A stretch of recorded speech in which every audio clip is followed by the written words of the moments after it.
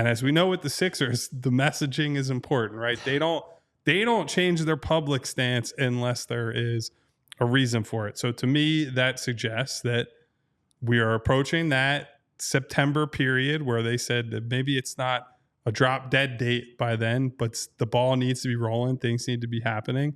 That study came out that if you haven't watched it or listened to it, we did a whole show on the independent report that came out last week and what our thoughts were on that.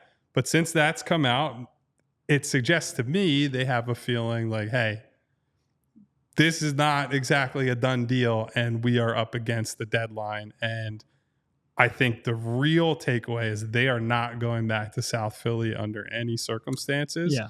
And that is why they have to keep entertaining something like this rather than saying, well, they'd like kind of straddle the line and work both sides. Like if they were considering, hey, we'll go in 50-50 with Comcast and they're open to that type of arrangement, I don't think that they would give lip service to this. The fact that they're entertaining this idea says to me, South Philly's done, and now it's a matter of can they get the Market East deal done? Otherwise, they're looking somewhere else. Where that is, we don't exactly know yet. Yeah, I think there's a lot of, like, clearly South Philly and the Wells Fargo Center specifically, you can understand why that would be a no-go from Josh Harris and the Sixers perspective, from a revenue perspective, just from the fact that arena, by the time that this is up, will be 40 years old. It's not a new arena anymore. It's not the greatest arena in the NBA, far from it. They should want their own arena. I don't begrudge them from that. And certainly, with how much uncertainty there is, you would expect that they will have a backup plan in place.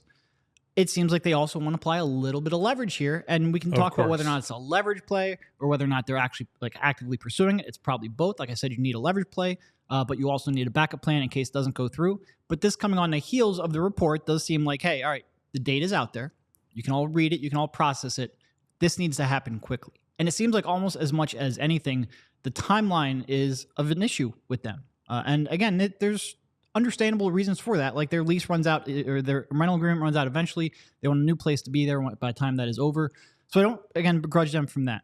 And it's a big, regardless of where it might go in, this would be a huge construction project. So this isn't something that they could wake up in like 2029 with their lease being up in 2030 and be like, we're just going to start this today, right? Like there has to be a lot of work done in the years ahead to get this done. It is, I do wonder whether or not they would go through with it if they had if it got approved in Market East. Do you still feel like that is where they would prefer to be? I do. I think so. There are a lot of layers to it, right? I think if we just look in try to look at through Josh Harris's perspective, I think you've said this on the show, Derek. I think they believe, and I believe this would be correct, the franchise will be more valuable with an arena in the city versus in Camden. Right. I think that's almost an undeniable fact. I mean, I'm sure somebody from New Jersey will watch this show and like argue that, but having that big property in Philadelphia versus like once you start making the concert arguments, for example, are you getting that same influx as we talked about the entertainment benefit of a second arena? Are you getting that same influx if the arena's in Camden rather than Center City? Like, I don't know. So there are a lot of downstream things for that. I do think though that at the end of the day, the organization understands the type of backlash that they would deal with from doing this. And there's some other things within this story from ROI-NJ that are apparently included in New Jersey's proposal that I think are relevant to fans for, even if you're not, dead set against a Jersey arena. I think there's some things that need to be taken into consideration. For example, within the story, it says the governor's office aims to work with the legislature to enable the structuring of up to $500 million of special purpose bonds. Here's the important part: supported by fees and surcharges on tickets, concessions, and parking, meaning there will be no impact to New Jersey taxpayers to support the development of an arena. What that means in plain English, to stop New Jersey taxpayers from paying more for this arena through their taxes, which I think is a good thing. That would be a positive for New Jersey residents. anybody who goes to a Sixers game is going to pay more for everything. So that means anyone from Pennsylvania, you're not actually benefiting from this. You're simply paying more to go to a game because they're trying to prevent New Jersey from paying state taxes. And so that's something that has to be considered going into all this. That has nothing to do with whether you want to drive over the bridge or if you're comfortable taking public transport. Like, that's a real financial component. Now, we don't know what that looks like per ticket, per drink, per hot dog or whatever.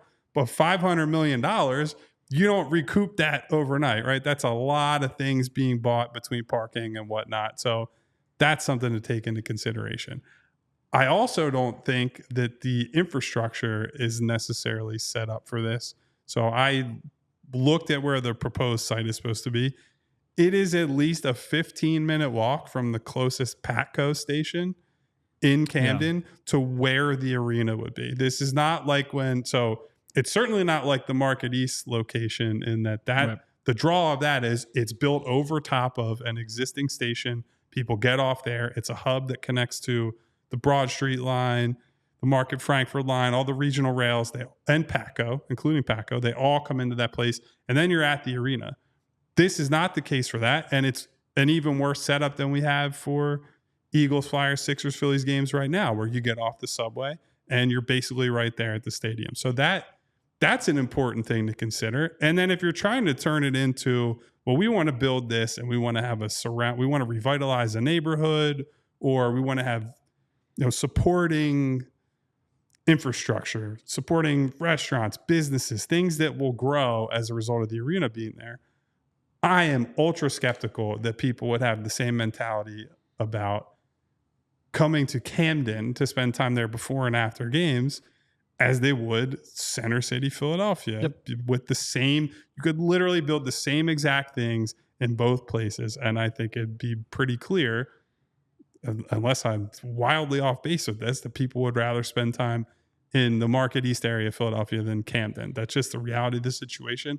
And I'm not sure I don't think that's a thing you can change by just building an arena. That's a thing that would take decades of continued development, continued change to that neighborhood and that area.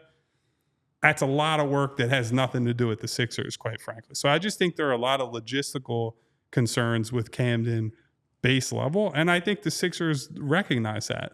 Whether they would take $800 million in tax incentives to build it and just say, we don't care about all that, I guess that's the $800 million question. I was about to say the $1 million question. No, that's way too more low. than that. Yeah.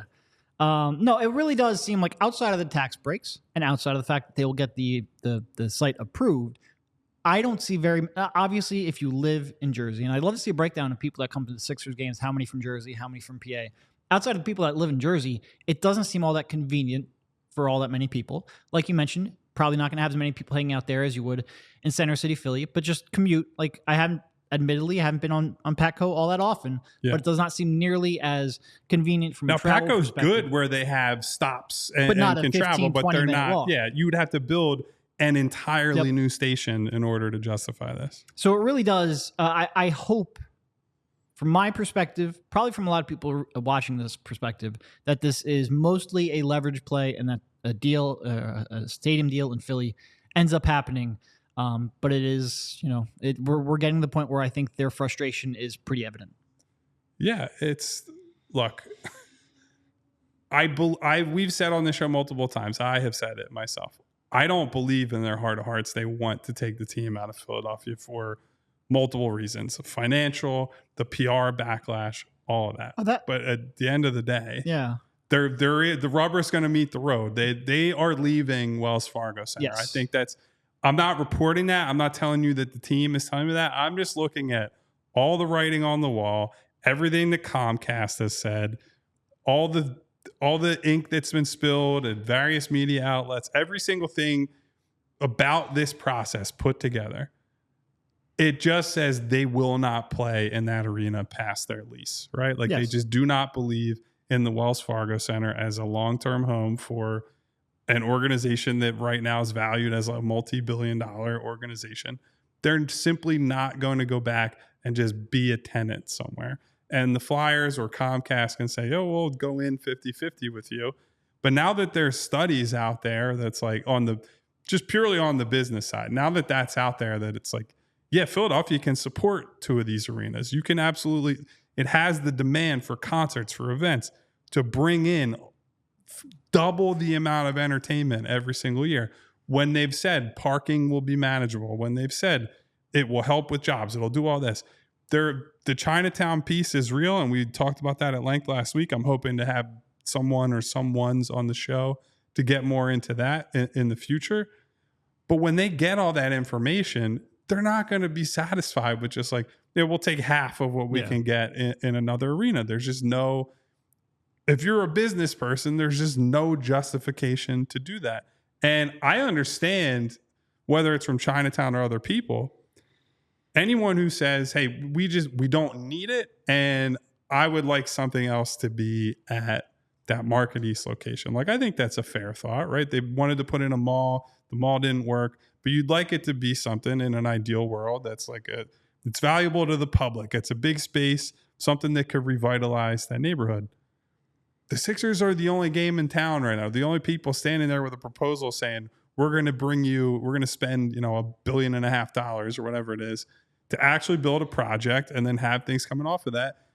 We have no idea what would come there otherwise. So I don't know. It seems silly to me that we've gotten to this point, that the people can't sit down at a table and find something that works for all parties in some way, like give a little more in terms of the community rights or community benefits agreement, Chinatown, the sewage, some fears there. I don't know how you do that, but there are people who spend a lot more time on this than me, who have been spending months and months and months on that sort of thing. Figure something out, because I think the last thing most people want is for this team to leave the city of Philadelphia. It just does not feel right, and it hasn't felt right whenever the possibility has come up. We all city like the mayor.